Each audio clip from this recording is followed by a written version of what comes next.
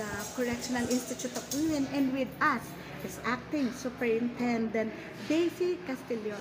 Ma'am, today that we celebrated the International Women's Day, ano po yung mga ginagawa nating mga programa na ngayon ay nilaunch ng ating Pangulong Bongbong Marcos, yung Bagong Pilipinas? May nabago po ba sa approach para ma-reform yung ating mga kababaihan na nandito sa CIW?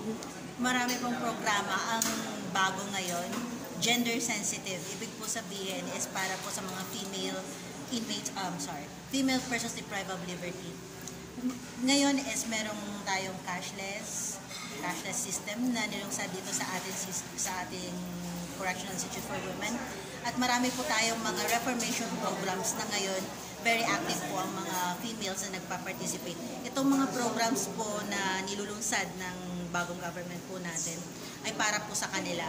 Pag maganda po ang behavior nila, nagpa-participate sila para sa mga reformation nila, lalo po silang liliit ang sentensya dahil sa deductions for the good conduct time allowances po nila.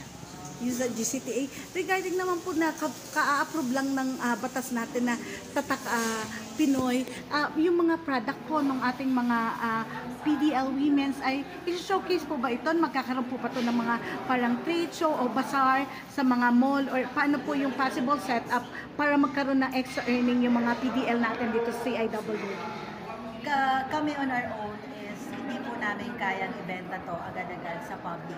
However, nandito po ang Department of Justice through USEC Margarita and USEC Deo Marco, the Secretary of Justice, and all other non-government organizations. Tumutulong po sila magbigay ng mga projects tulad ng mga, actually bago lang ilalunch this next week, yung Arte, kung saan merong platform parang Lazada. Okay? It's like an online platform para kung saan doon mag-display ang mga products po ng CIW Women PDL po. At marami po kami ginagawa. Actually, if there are invitations coming from other offices na nag-o-offer sila ng mga bazaar, kung pwede kami mag-place ng store doon, pumupunta po kami doon para mag-display po ng mga products ng CIW. Thank you so much po. You just heard the OIC Superintendent of Correctional Institute of Women, no other than Superintendent Daisy Castillo.